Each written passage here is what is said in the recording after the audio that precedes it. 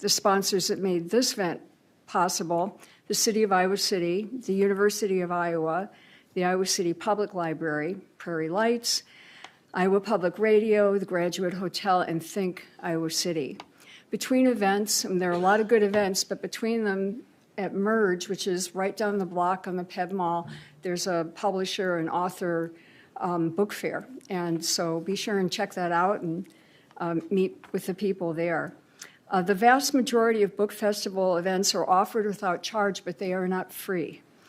Your financial support gives us the ability to offer programs like this. Please consider donating to the Iowa City of Literature by visiting Iowa City Book Festival, all one word, .org, and clicking on support, or scan the QR code on the back of your festival program. Today, in this session, we're going to hear from author Sarah Kendzior. The program will go from 11:30 to 12:30, and at 12:30, Sarah will be signing books at the table out there, so be sure to get one. Sarah Kendzior is the New York Times bestselling author of Hiding in Plain Sight and The View from Flyover Country. She is known for her reporting on St. Louis, her coverage of the 2016 election, and her academic research on authoritarian states. She's also the co-host of the acclaimed podcast Gaslit Nation with Andrea Chalupa, and was named by Foreign Policy as one of the 100 people you should be following on Twitter to make sense of global events, also national events. Her reporting has been featured in many publications, including Politico, Slate, The Atlantic, Fast Company, the Chicago Tribune, Teen Vogue, the Globe and Mail, and the New York Times. She lives in St. Louis, and today she will discuss her new book, They Knew. She's joined by Iowa Public Radio reporter Zachary Oren-Smith, who will moderate our event. So thank you all for being here.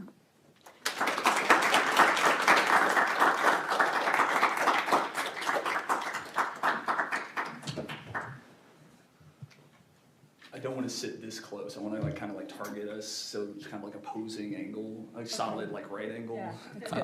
Thank you all for coming. My name's Zachary Oren-Smith. I'm with Iowa Public Radio.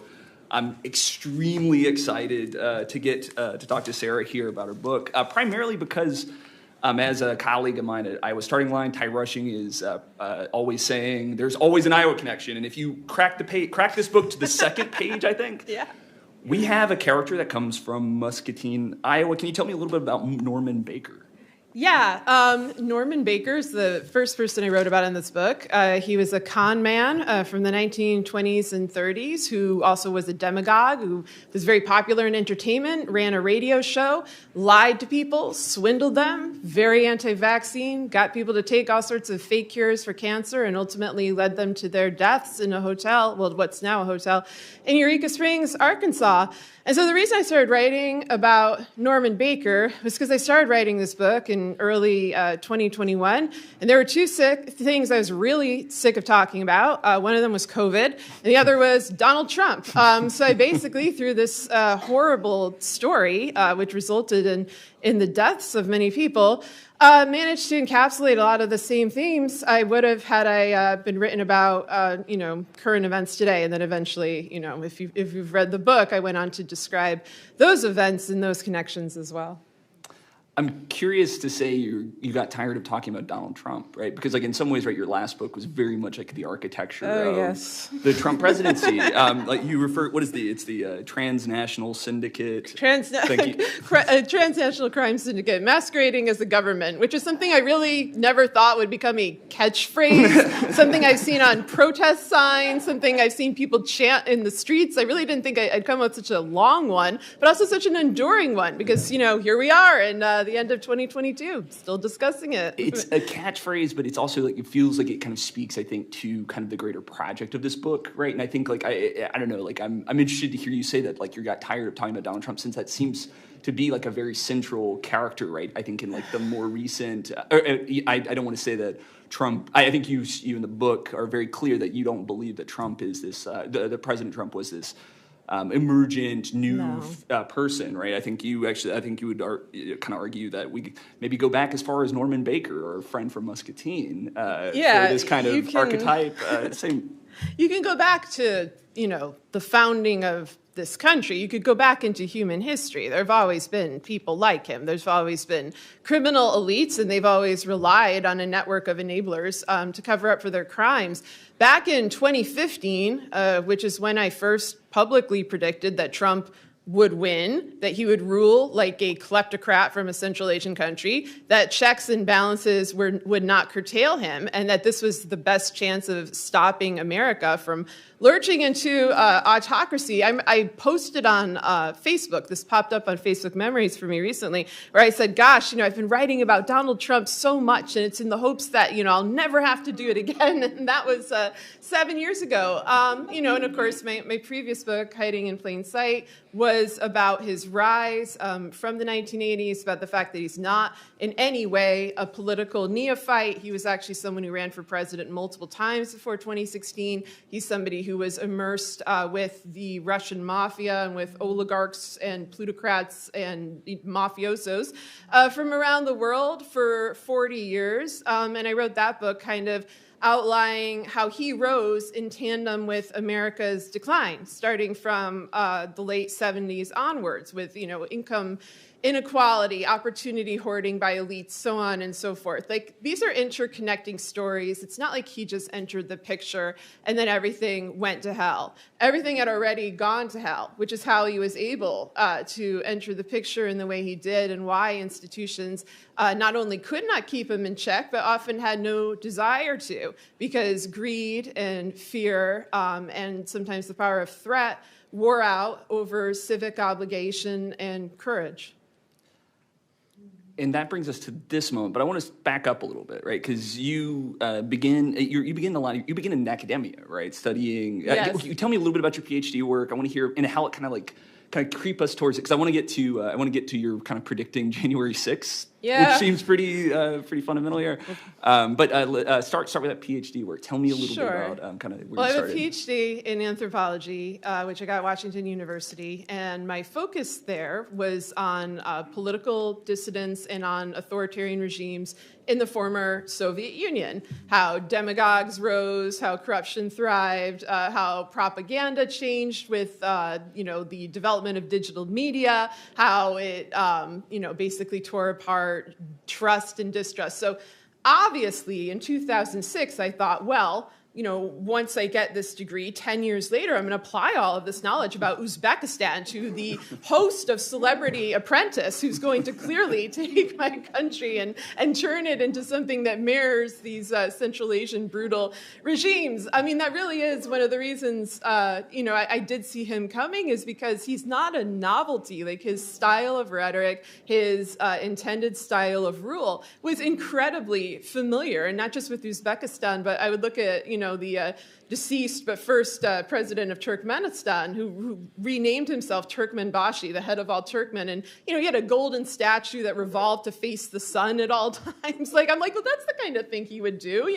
That's that we would have a Trumpmanbashi, and so and unfortunately, that is what came to pass in terms of a personality cult. But more seriously, it's what came to pass in terms of human rights violations, international corruption, the loss of basic principles and basic expectations of what a government can do or would provide. It was a combo of that. And then before I went into academia, I worked in New York tabloid media. I worked at the New York Daily News. So I know how they cover Trump, and I know how they're paid off, either through information or sometimes even by money, by Trump and his goon squads. I knew the media was probably not going to rise to the occasion, because the reporters who really did rise to the occasion, people like Wayne Barrett or David K. Johnston, tended to be censored. And I wrote about that in Hiding in Plain Sight as well. This is not some renegade outsider. This is the consummate insider. This is the deep state, at which he rails against. He and his little cohort actually are that, and they've, projected that onto others in order to get away with, state crimes that make them enormously wealthy and keep a money train, running our country into the ground. Please, yes, please. Thank you. it seems like the mission of this book, right, is this you're this kind of like exasperated prophet who has like you keep seeing this stuff, you keep telling people this is going to happen, this is how it's going to happen, I think it has to do, I think like centrally, right, the book is trying to illustrate kind of a distinction between what is, I think my understanding of a conspiracy theory, right? You guys will be familiar with your. I grew up in a post 9/11 world, right? And very much truth, the sort of mantle of the truther of the conspiracy theorist is not something that you want to be called in public, right? And I'm interested in hearing you talk a little bit about the mantle of the conspiracy theorist and why you feel like we need to kind of dust that off and rethink about how we're positioning it, please. Yeah, that's a really interesting point, that you grew up post 9/11, both because you are familiar with this archetype and also because I thought you were a time traveler from 1983. Anyway, no, but it really, I feel good because I'm apparently very aged compared to you. I'm gratified to know that, yes, there is this stigma attached to the term of conspiracy theorist that I am trying to remove, because a conspiracy theory, I think, should be viewed as a neutral term. Conspiracies are real. Watergate was a conspiracy. Iran-Contra was a conspiracy. January 6th is a conspiracy. Everything the mafia or organized crime in general carries out is a conspiracy by nature, because it can't be open because it's illegal. So what happens is, though, when powerful actors carry out a conspiracy against the public good, we end up with partial evidence because they're doing it in public. So we're able to see the results. We're able to kind of guess at the motivation, but we don't have all of the evidence. We only have partial evidence. And so when you have partial evidence about a conspiracy, you form a theory. You form a conspiracy theory. And I think there's a big distinction to be made between the kind of theories that are based on facts and precedent and evidence and the kind that are completely fabricated by malevolent actors who cloak themselves in this veneer of conspiracy theorists. People like Alex Jones, who I just think of as a propagandist and a liar and a hate monger, but who manages to get people in the sway because he occasionally will deliver partial truths or ask interesting questions that a lot of the media or our political officials don't want to answer. And so there's an opening for people to kind of plunge into that wormhole. The same thing happens with QAnon. You get them talking about topics like the Jeffrey Epstein case, which I've had the misfortune to write about now in 2 books. But one of the reasons I was writing about it is because I think it's important, both for the victims, but also on a national security level. And yet it was frequently ignored. And there's a long pattern of this. And what happens when a topic is ignored, when it's deemed the realm of quote unquote conspiracy theory, is that the powerful conspirators actually carrying out the crime are better able to get away with it. It's easier for them. They are the prime beneficiaries of this conspiracy theorist stigma. And talk a little bit about the tactic there, right? You write that the danger comes when questions are mistaken for answers and theories are mistaken for facts. I think recently Alex Jones was in the news over being sued by the parents of Sandy Hook victims. Good. It was for me. This was the first time I'd seen maybe there are examples, but one of the few times I've seen accountability for this kind of vitriol, this kind of theme, maybe in American politics. And I wonder, like, what is it that distinguishes your project here from that, right? Because I think in real brass tacks terms, right? Like we were talking in the hallway about the way Jeffrey Epstein's name is used in QAnon circles, right? Like I'm from back home, right? I've got a lot of folks in my immediate circle, right, who very much think of this as like this sign of the deep state, this like kind of like insertion of meaning. Tell me, what is the difference? What is the distinction there between kind of your mission here, your project of dusting off the conspiracy theorist mantle and finding this and the Alex Jones project, right? Give me that distinction. Yeah, I mean, I think the stated mission would be the same, that we're looking for the truth, that we're looking to look at uncomfortable or unpleasant parts of American history and, bring bad actors to accountability. I don't think that that's what somebody like him is actually doing.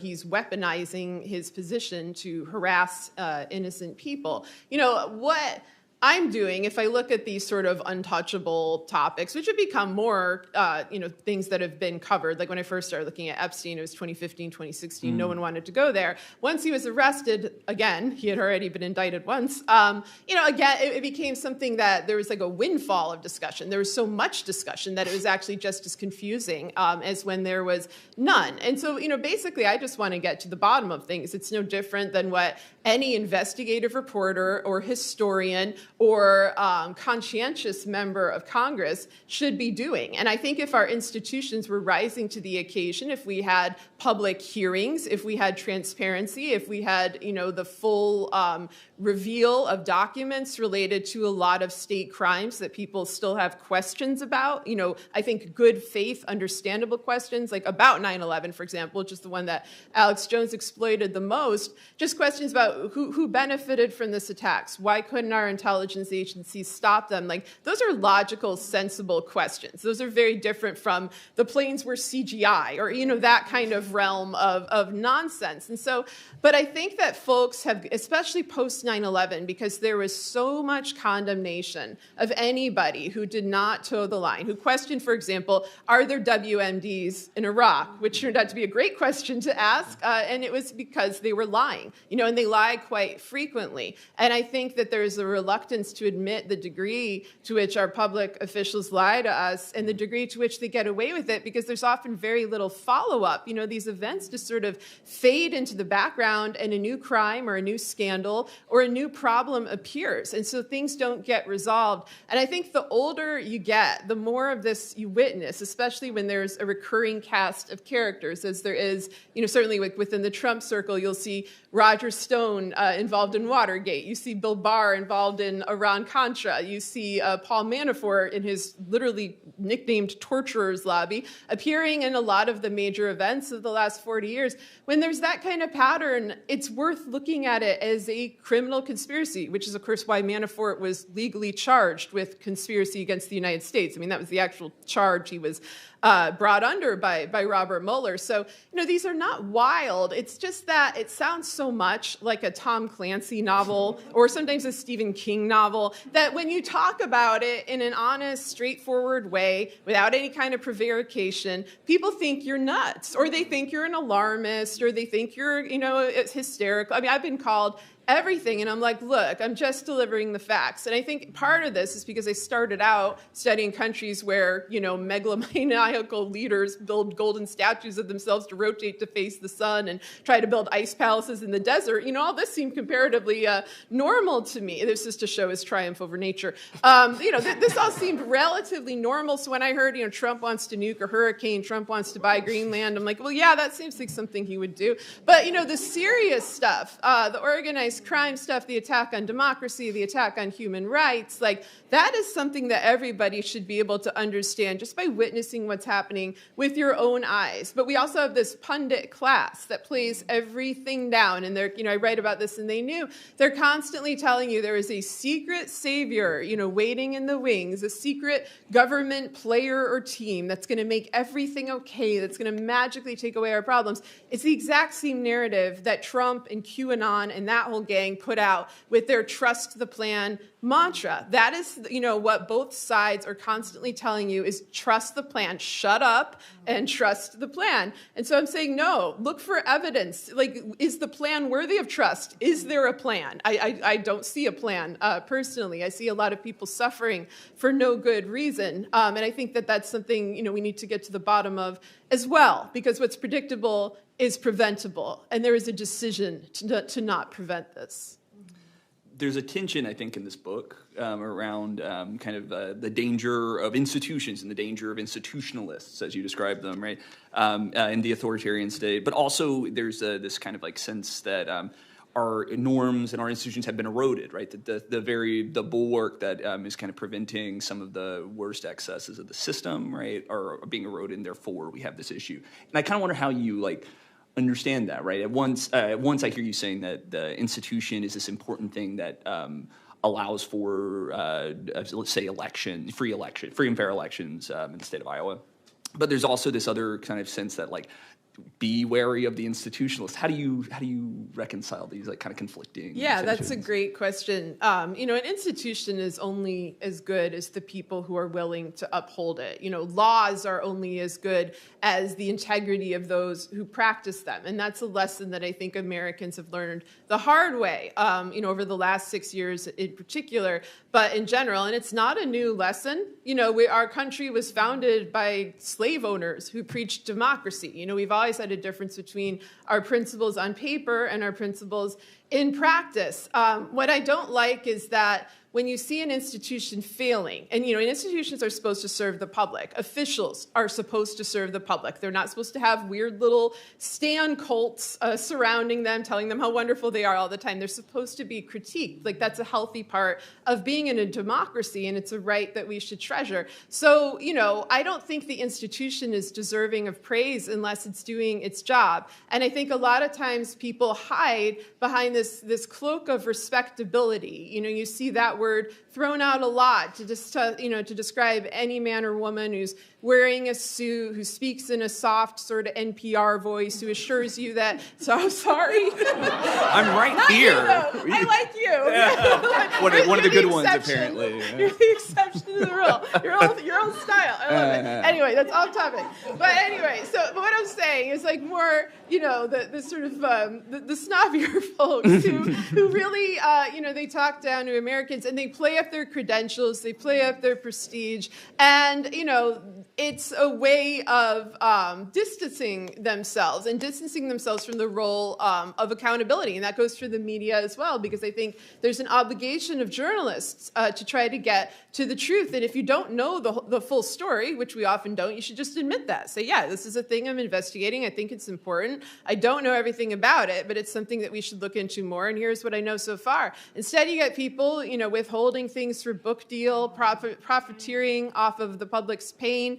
And that goes for officials as well. The people who commit the crimes get book deals for committing the crimes. And then they make money, you know, off those deals. So you have to think to yourself, well, what incentive is there now for them to not commit state crimes? What incentive is there to bring the information to the public when we can use it, you know, when it has utility? There isn't any anymore. So there's a lot of complicated networks, I think, all engaging in a kind of mutually beneficial corruption.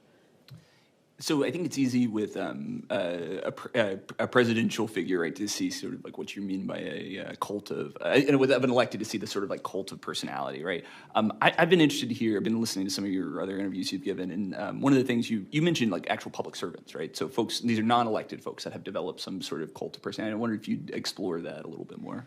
Yeah, I think, you know, I mean, we're living in a time of a lot of trauma, of a lot of chaos, and that is when demagogues tend to rise, and that's when a cult mentality tends to rise. And, you know, the first kind of, alarming recent manifestation of this, of course, was Trump, who's a very charismatic figure, very good at rallying a crowd and, you know, branding himself and making people loyal to him.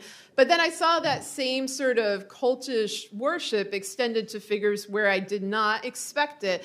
First, you know, James Comey, Robert Mueller, Dr. Fauci. You know, you could go to a store and you could see prayer candles with their faces on them. Like, that is really weird. Like, these are not people running for office. This is not their merch. This is not their desperate attempt to win your vote. These are people who are supposed to be doing a very bureaucratic public service job that should require, you know, their attention and their concern. And instead we get kind of celebrities out of them. I think that's dangerous. I think we've also lost a lot of our pop culture monoculture in the last decade because of the internet, because of streaming. You know, you see it in the music industry, you see it in movies, and then the pandemic, of course, exacerbated that more. And so it's like, well, what is left to hold us together as Americans? I mean, I guess sports, although maybe not for me as much, but, you know, the main thing where I think everyone can kind of identify all the, you know, celebrities in play is unfortunately politics and our political system. But it's so vicious and it's so twisted, and I don't think it's really representing how ordinary people are living their lives. Like, it's horse race, you know, game playing, whereas we're dealing with real on the ground problems, and that doesn't do anybody any favors.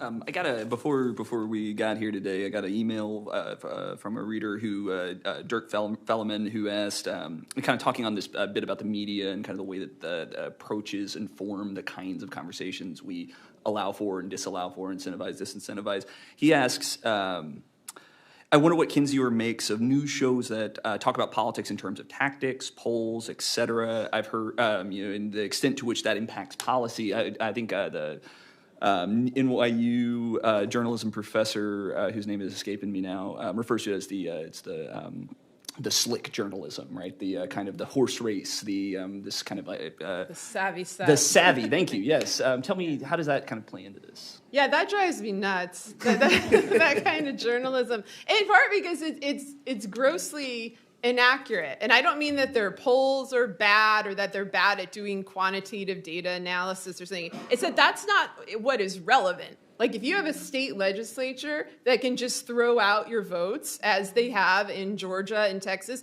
as they've had in my state of Missouri, where we voted for progressive ballot initiatives in 2018, and our GOP legislature said, we're just not doing that. We're not going to get rid of dark money. We're not going to raise the minimum wage. We're not going to protect labor unions. These are things Republicans, Democrats, Independents, we all voted for them. They don't care. They care about power and abuse of power. And you cannot predict that through quantitative means. So they're just filling time. And they're looking away from the big issue, which is a sustained attack on our democracy by right-wing extremists who want to form a one-party state in which the will of the people simply does not matter. And so when I look through some sort of article that are like, here's the top 5 reasons that, the Democrats are going to, lose the midterms, and I don't see among those reasons voter suppression or the Supreme Court or Merrick Garland allowed people to get away with the attack on the Capitol on January 6th and did not hold any of the organizers of that attack accountable. So they're definitely going to try to do it again. They feel very emboldened, and they may try it on a local level. They're already threatening poll workers. When I don't see any of those reasons, then I feel like we're not living in reality. We're living in the reality of I don't know, 1995. I can't remember the last time we were really in that kind of stable world. Talking about you have this concept, the concept of memory holding. One of the chapters is sort of thinking about why are we remembering the January 6th insurrection differently now than we did days after, right? Like, why is there this tension between visions of these things?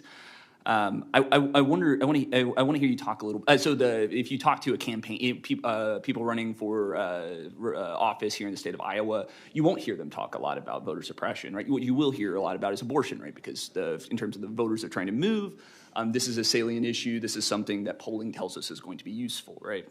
But you don't hear voter suppression, and I wonder how that kind of savvy approach to politicking, right, plays into this kind of memory holding that was suddenly salient, a issue that seems objectively salient, like voter suppression, seems is something that we're not raising up on our standard maybe as much as this other issue that seems to move the dial more according to X, Y, and Z, right? Well, I think they should be talking about abortion rights. I mean, I've lost my bodily autonomy. I live in Missouri, and one day that was taken away from me. It's a real thing, and it's important. I think that's connected to voting rights, because what you're seeing is the theft of rights by abuse of power. Mm-hmm. And that goes across the spectrum. It's the loss of your right to vote. It's your loss of your right of what to do with your own body. I mean, these are all connected, and these are all very unpopular things. Most Americans want reproductive rights. Most Americans need we all need voting rights, but we also support voting rights. It's very difficult to go out and find somebody that's like, no, I think we should have less. And when you do find them, they're often, an operative for the Republican Party, if they're going to just admit it brazenly. So I think that abuse of power is something all people are concerned about. I think corruption is something all people are concerned about. I'm less worried about whether people run on a platform of supporting voting rights because they needed to support the voting rights before the election. I don't know quite how this happened. You'd think 2020 would have been a big wake-up call and that this would have been a huge priority of all it should be of all people, but I don't expect anything from the Republicans, all Democrats afterwards, to pass the John Lewis Voting Rights Act to make sure that we could vote by mail without Louis DeJoy sabotaging our mail. There are all sorts of things that could have been done to shore up our elections in time. They didn't do them. And so I'm worried about that. I do think that, abortion is an issue that will cause great turnout. You already saw this in Kansas. I don't like the fact that the view by a lot of elites in the Democratic Party is to just make money off of the loss of our rights. I found out that I lost my bodily autonomy because Nancy Pelosi sent me an email asking for my money to get it back. That's a pretty shitty way to find that out. And so the lack of concern, I think, for ordinary people is something that we all kind of sense, and the exploitation of that lack of concern is something that I think we feel on a visceral level, as you may see right now. And I don't think that's just a national issue, right? I think it very much is a state issue. In the state of Iowa, in southeastern Iowa, our congressional district had one of the closest federal elections in 2020, right? I don't know if you guys remember the run up to that. We saw votes go. We saw the margin between victory flip in the matter of weeks as different recounts were happening across the county. There was a chance, in the ensuing years for the legislature to codify some new recount strategies, some new things. That didn't happen, right? So we're again. I mean, are we going to have a 6-vote margin election? I hope not, y'all. Like that's what a scary thing that was. But nonetheless, right, there was some clear options. There were things introduced that could have been done that were not done, right? Yeah. So all to say, right, it's part of that. You quibble in the book with the notion that Trump is an outgrowth of American fascism, right? That you feel like it's like this, like there's a distinction there. And I want to talk a little bit about that, right? Because it seems pop culturally, right? Like I think I see on the left, right, that the sort of Trump as the scion of fascism in the American politics. I see that quite a bit, but you disagree. I'm fine with people calling him a fascist. What I don't want them to call him is, a president who will pivot or a, figure of democracy. Like that's nonsensical. At least when you're calling him a fascist, you're in the realm of the main point. Like this is a guy who uses fascist tactics, who embraces fascist rhetoric, who is supported by many fascists. The only reason I don't call him that is because fascism requires loyalty to the state. A traditional fascist leader wants to embody the state. They want, to invade other states. They have an imperialist mentality. Trump is not like that. That is not his goal for the United States, and it never was. He's a corporate raider trained by corporate raiders, and he wants to take the United States and strip it down and sell it off for parts, and that's what he and his backers have been doing, to the United States and to other countries in the world. He doesn't care if the United States survives. He doesn't have the traditional concerns of a fascist leader. So it's a different type of danger, and I wish that folks would kind of grasp that. I know it's like a very, very disturbing point, but I think the model that he and many of the people backing him, like Steve Bannon, for example, would be something like what happened to the former Yugoslavia. They want a number of feuding nations within the landmass of the United States. They don't see it as a country. It's just a landmass to be mined for resources. And they want these to be overseen by plutocrats and oligarchs who would benefit from war. So I'm very against all of these secessionist movements. I'm very against this idea of blue and red states. I'm sure you hear all this crap in Iowa. I mean, you guys get to be first every presidential election, so I just feel very sorry for you. But, there's no such thing as a red or a blue state. I've said this for a decade. America is purple, and it's purple like a bruise because we're united in our suffering and in our pain. And those terms, the red and blue states, they were invented in 2000 during the Bush versus Gore election by TV pundits. And then people try to make them like there's this innate quality. Like if you somehow cross the border, like if I go, I live in St. Louis, if I cross a bridge into Illinois, I somehow become a different person, to some people a more valuable person, certainly a more, progressive, free-minded person. I'm actually if I cross that bridge, I cross into a county that voted for Trump. Because that's the thing, these are not easy categories to define. I'm I'm represented simultaneously by Cori Bush and Josh Hawley. That's the reality of my life in St. Louis, Missouri. That actually does kind of sum up where we are. But what these backers want people to do is to really lean in to these blue and red identities and discard the notion of a free, fair, democratic United States of America, United States of America, all together. That's who would benefit, are the most elite, corrupt, powerful people in this country and in other countries. Nobody within these territories would benefit. No citizen is going to get a red paradise or a blue paradise. They're just going to get screwed even more than they're getting screwed right now. Wow, was that what I heard? In a recent podcast episode, you called on listeners to write in about what they're doing to get out the vote, right? Kind of a really direct appeal to like trying to appeal to electoral politics. I wonder what given this book is like almost like kind of like you're pulling on the string of our civic system, and seeing kind of like what happens, what unravels there, what falls out. I wonder what your relationship with electoral politics is, what your relationship with voting is, given, I mean, what I think is a well-earned suspicion. Yeah, my co-host was the one who did that, Andrea Chalupa. But I'm fine with her doing that. You know, we have an audience that likes to tell us about their own local communities and about the local laws, the state laws that they're contending with. And I think that that is valuable. And I think how people are struggling to survive under repressive circumstances is a valuable thing to know, in part because you know you're not in it alone. You know, we're all in it together. And I think that kind of communal, sharing of experience is a valuable thing. You know, I always vote. You know, I vote in every election. I'm just not under the illusion that election day is the day that just can change everything, because we are seeing, firsthand the fact that we have bodies that supersede our congressional rights. We just saw this with the Supreme Court in particular, and we're about to see a lot of really awful rulings, I think, come down over the next couple of months. So it's more just, not skepticism, but a wariness of trying to boil everything down to like one man, Trump, one day, election day, et cetera, when the problem is structural and multifaceted.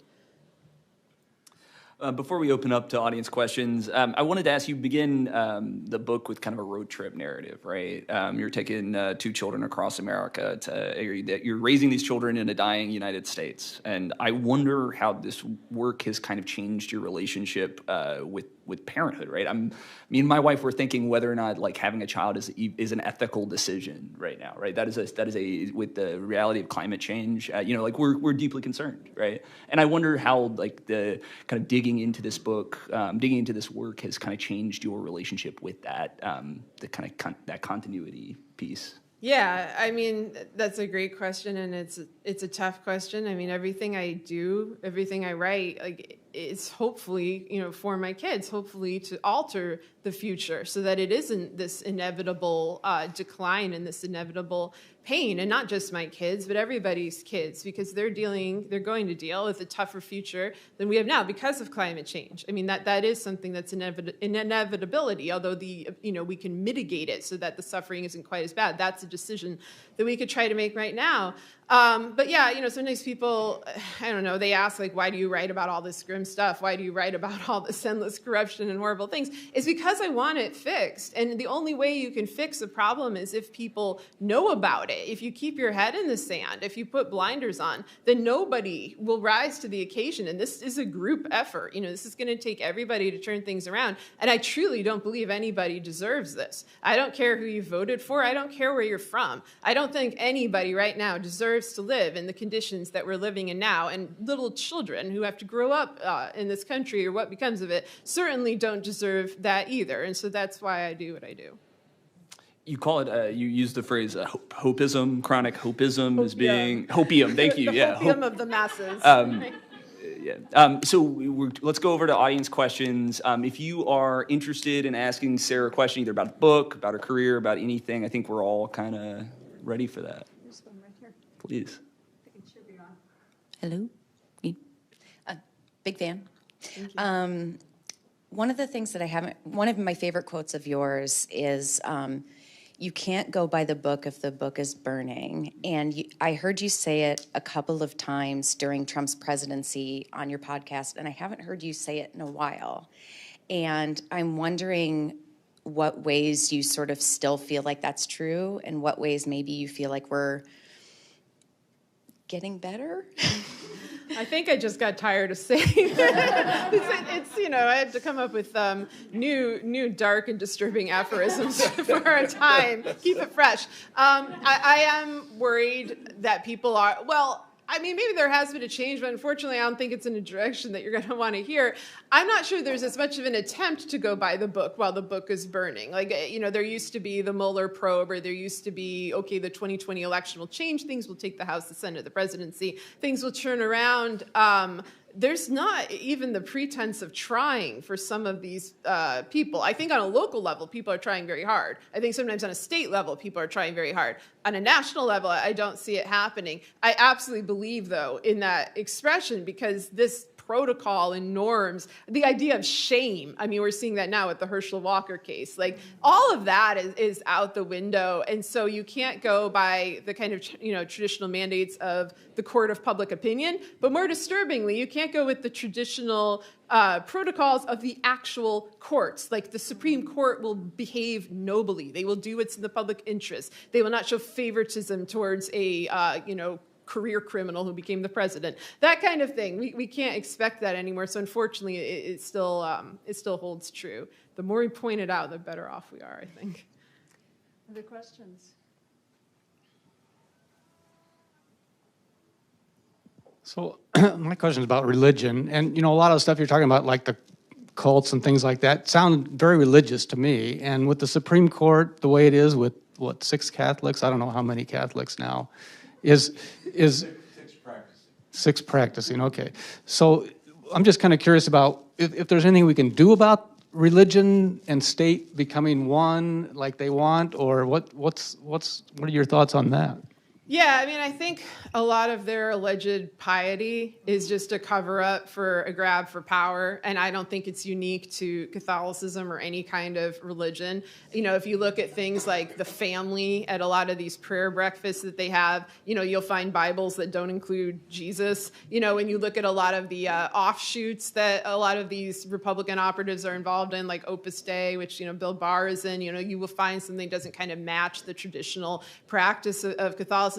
They are cult-like. They are very secretive. But I do think that they want to use a theocracy as a means of controlling the population, in particular controlling women, but also justifying obscene violations on human rights and pretending that they're, just very pious, very, loyal to God, carrying out His will. And of course, it's a violation of many things. It's a violation of church and state, but it's a violation of basic, integrity and honesty. And I encourage everyone to kind of look through the facade and follow the money.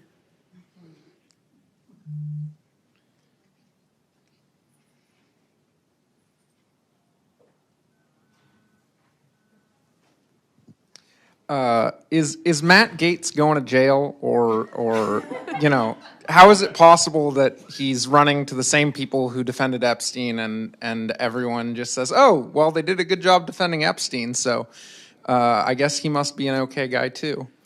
Yeah, that network that's defending Matt Gaetz, it's defended quite a lot of accused, very powerful pedophiles, and they continue to do it over the course of multiple decades. That's one of the reasons that one of the things that surprised me in terms of how continuous it is. You often find that people who get away with it are products of nepotism. Like Matt Gaetz is the son of Don Gaetz, who's a congressman.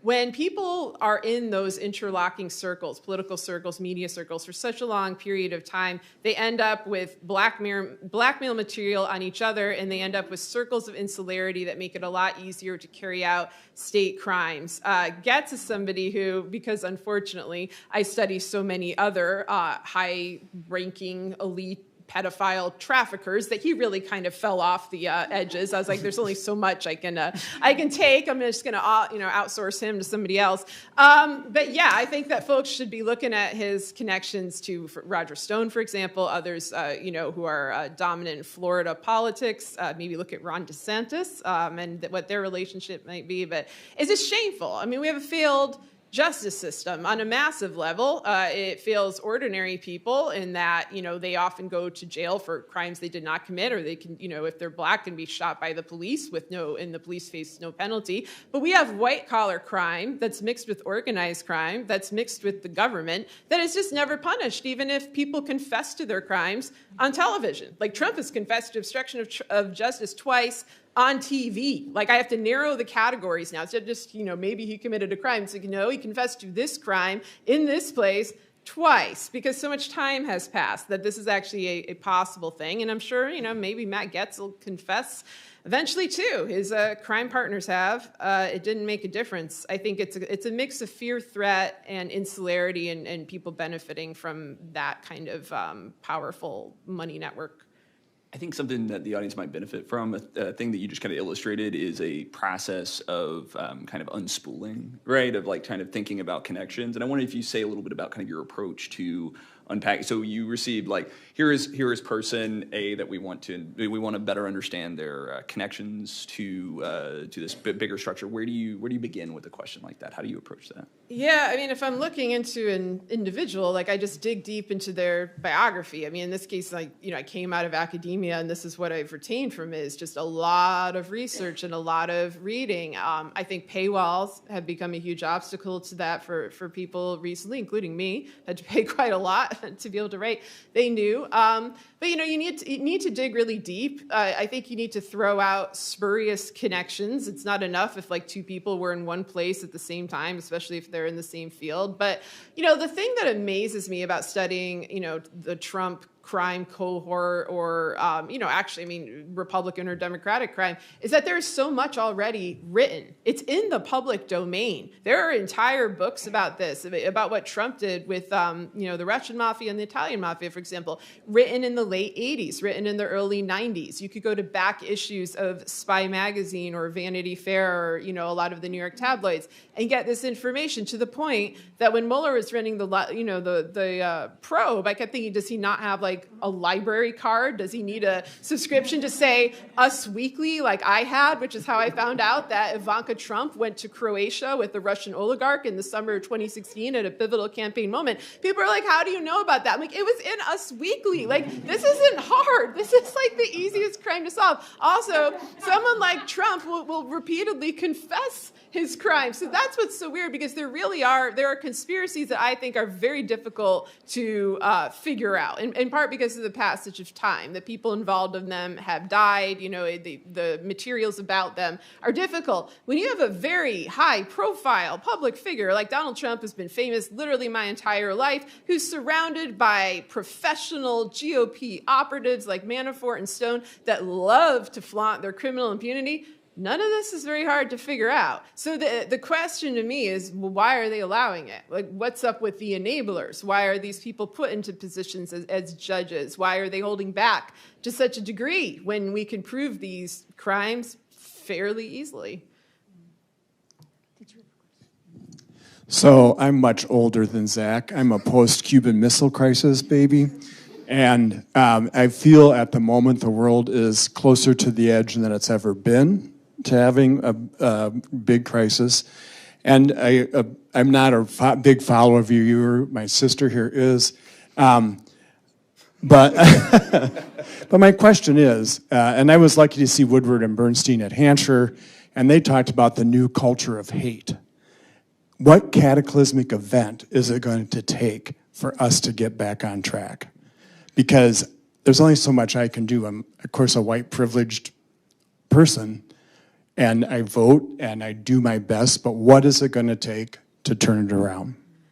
I'm not sure. I mean, if you look at the last few years, we've lived through an attempted coup, an attack on the Capitol, a global plague, the erosion of a lot of our rights. The biggest protests in American history took place, over the course of the Trump administration. Some of the biggest election turnout in U.S. history did. I mean, I think people do care, and I think people are trying, and I think that they deserve credit for that. I think we have an overarching structure that emphasizes and rewards cruelty. It exploits it, but there's an incentive to behave that way. I'm not sure if your question about being to the brink was nuclear related or just about kind of a societal breakdown, like a Yeah, I mean, because we're having that as well. Yeah, I mean, one thing I keep thinking about is that in the aftermath of the 1918 Spanish flu, you saw a lot of the same things happen. Incredible economic instability, xenophobia, white mob violence. You know, when people are traumatized and people are afraid, I think their worst instincts are brought out. And we live in an environment where they're cultivated through social media and also through a lack of accountability in government. So I guess just my advice is like, you know, as bad as I say things are on a structural level, I still feel like most people are good. Like I'm constantly encountering good people who we've never heard of, you know, good people who go out of their way for others, people who've been working tirelessly during very tough times. And I do think that that is the majority of the country. It's not a partisan thing. It's not a political thing. It's just about, you know, treating each other well. So I guess, you know, when we come to the brink, I feel like most of us don't want to be there. And it's just a matter of kind of recognizing that in others and not always assuming the worst about everybody we encounter. I don't think most of us do that, but we're definitely being pushed to do that. So we need to resist that impulse.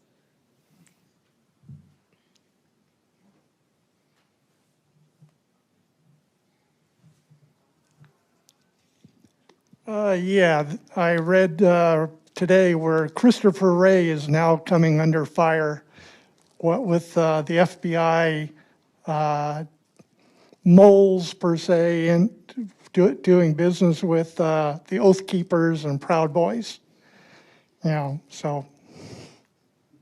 Yeah, I mean, Christopher Wray is a disaster who should have been removed a long time ago. You know, I knew about January 6th. I knew about those attacks to the point that my podcast did a January 6th attack special on the night of January 5th because they announced them on the internet. They planned them. You know, they were out there being like, I need to find a hotel discount. I don't know what to tell my boss as my excuse for not coming to work because sedition isn't great. I need to find a babysitter while I'm blowing up the Capitol. I mean, those were real comments. A lot of them have been deleted because after Trump's Twitter was removed, his lackeys, his henchmen, they had their accounts removed too. If you participated in trying to overthrow the government on January 6th, your account was frozen. The evidence was frozen. But if I saw it, what was Christopher Wray doing? He clearly saw it. You know, I'm just, you know, a jackass in Missouri with a laptop. I mean, he has the full forces of the government behind them. All these resources, all these employees, you know, spying on everybody. They obviously knew, and they let it happen. And I think that Biden should have let Wray go on that. I think there should have been hearings about Wray's failures. I think that's one of the reasons there was reluctance to have hearings about this event at all, that they cut the second impeachment so short. They didn't get a January 6th committee together until July 2021, and then they've had like 7 hearings. I mean, this is a big deal, and the failure comes from the top. So I'm glad it's being discussed more now, but he's another in a long line of FBI failures. Hi, Sarah. Is this working? Okay, yeah. Anyway, I just sort of have a question. I've been listening to you for a long time, reading your work for a long time. And one of the questions I have is, how do we start to bring people back? You know, people that have fallen in under the sway of these conspiracy theories, you know, that are good people at heart, but they're believing these things that are a family. How do we start to have these conversations? I mean, I think it depends, you know, on your relationship with the person in question and the topic at hand. I do believe people can change. You know, I believe in redemption, but I also just think people change their mind when they get new information. Like I've had people write to me and say, you know, because they'd read Hiding in Plain Sight, they're grateful because if they hadn't, they might have stormed the Capitol on January 6th. They're going down that QAnon wormhole and knowing, you know, additional evidence got them out. I'm not saying this is some sort of, you know, fail-proof way of doing that, though, because I think a lot of it depends on the relationship of trust between the individual and the person you're talking to. And when I have folks like that in my life, I mean, I look for commonalities. Like I look for shared views, and often that shared view is corruption. You know, it's frustration, intense frustration with the government. It's just a matter of, well, who do you blame? And then that's when it tends to split in opposite directions. And so I hate the idea that we all need to come together under mutual hatred of our officials.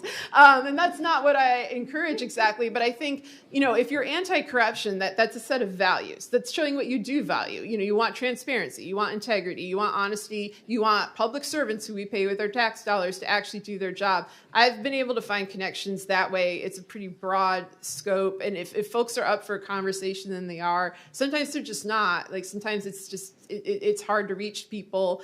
And then sometimes it doesn't work, and then it does work one day. And I don't know, it's complicated. There's no magic formula, but I do think it's possible. Pardon me? Do you want me to hold the mic? Yes. In the 1960s, I feel like there was a legitimate critique of institutions that led to people getting access to those institutions that hadn't had it before, women and minorities and such. And now it seems like the critique is coming from the right, and people getting access to the institutions are people like Marjorie Taylor Greene and Lauren Boebert. Do you see did one lead to the other? Is there a connection between those? Well, I think there's more of a mythology that somehow if women got into office, we would be really great, just, fair, honorable rulers that were somehow, superhuman and not just as human as the men who made bad leaders. I think that's the change. We've had very good female officials, and then of course you're going to end up with ones who are not. And I think the right wing knows how to exploit that and be like, look at us, we're very progressive here, very advanced, having this woman with no qualifications leading such a big, having such a big important job.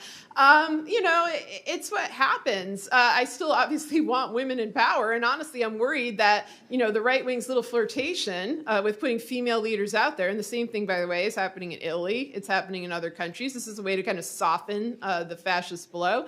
I worry that, in addition to taking away our reproductive rights, I'm worried they may, in the future, come for our right to vote, try to bring back laws like when you used to need your husband's permission to get a credit card, those antiquated notions where we're possessions of men. A lot of them want that. This is about control. It's rarely about the issue that they say it is. It is about control over women and control over anybody who, doesn't carry out their political goals. So that's what I'm kind of more worried in the future than their little, tokens that they put out for us to gawk at and mock. Okay, we have time for a couple more. Here's one. Hi, I wanted to thank you for being the jackass in the room, because I think the problem is that when we are Iowa nice or Minnesota nice, we can't even imagine, and it's not the lack of knowledge or information, but our lack of imagination to understand or comprehend or perceive what someone else is doing. So I was on this call with Ubiquity University, and they talked about the Powell Memo. And if you all don't know about it, I think it's the most important 50-year document by Supreme Court Justice Powell, who was appointed by Nixon. And if you read it, you'll see exactly what we're experiencing now in the whack-a-mole of every single issue at the end of every single tree branch of every kind of tree is what we're doing in whack-a-mole land. There is a core, root, causal condition. And the person who asked about religion, so I'm a religious studies major, in the 4th century, Constantinople went to Christianity and linked politics with Christianity. We're living out the patriarchy. The patriarchy, that root word comes from, so when we're talking about whether women have whatever, it's patriarchy that we're also addressing. So women dressed up like men, imitating men since the 80s, right? To gain access and power and agency and voice.